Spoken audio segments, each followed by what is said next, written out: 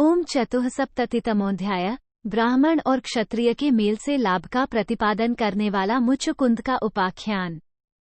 भीष्म जी कहते हैं, राजन, राष्ट्र का योगक्षेम राजा के अधीन बताया जाता है, परंतु राजा का योगक्षेम पुरोहित के अधीन है। 1। जहाँ ब्राह्मण अपने तेज से प्रजा के अदृष्ट भय का निवारण करता है और राजा अपने बाहुबल से दृष्ट भय को दूर करता है, वो राज्य सुख से उत्तरोत्तर उन्नति करता है।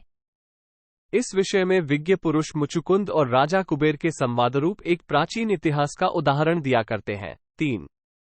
कहते हैं, पृथ्वीपति राजा मुचुकुंद ने इस पृथ्वी को जीतकर अपने बल की परीक्षा लेने के लिए अलकापति कुबेर पर चढ़ाई की। 4। तब राजा कुबेर ने उनका सामना करने के लिए राक्षसों की सेना भेजी।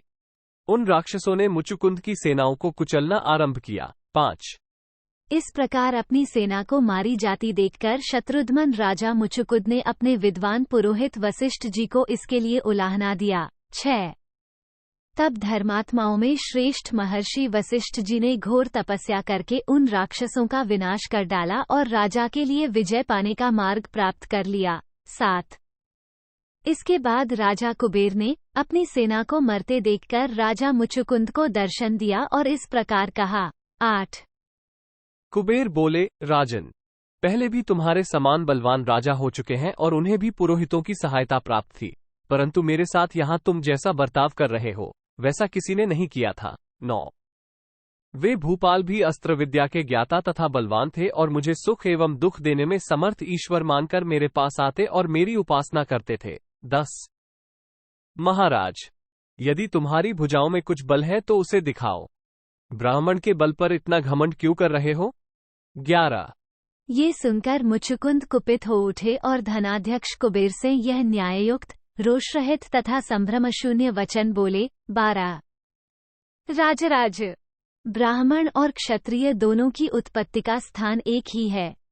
दोनों को स्वयंभू ब्रह्माजी ने ही पैदा किया है।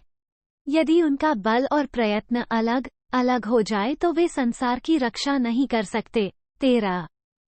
ब्राह्मणों में सदा तप और मंत्र का बल उपस्थित होता है और क्षत्रियों में अस्त्र तथा भुजाओं का। 14। अलकाप्ते, अतः ब्राह्मण और क्षत्रिय दोनों को एक साथ मिलकर ही प्रजा का पालन करना चाहिए। मैं भी इसी नीति के अनुसार कार्य कर रहा हूं, फिर आप मेरी निंदा क्यों करते हैं?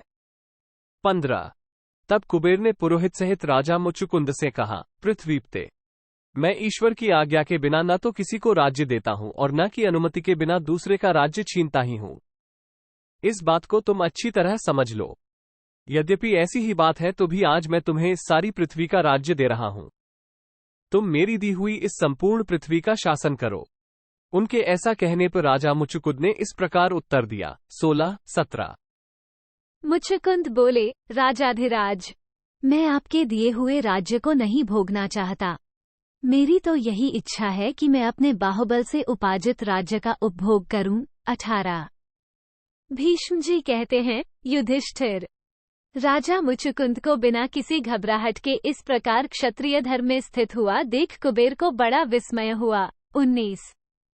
तदनंतर क्षत्रिय धर्म का ठीक पालन करने वाले राजा मुचुकुंद ने अपने बाहुबल से प्राप्त की हुई इस वसुधा का शासन किया। 20।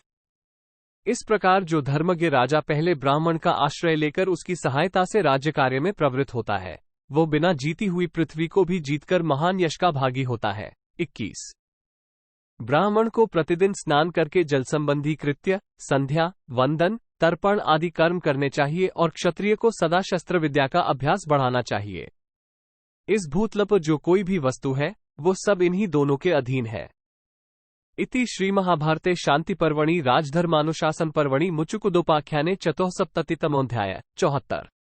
इस प्रकार श्री महाभारत शांति पर्व के अंतर्गत राजधर्मानुशासन पर्व में मुचुकुंद का उपाख्यान विषयक 74वां अध्याय पूरा हुआ। 74।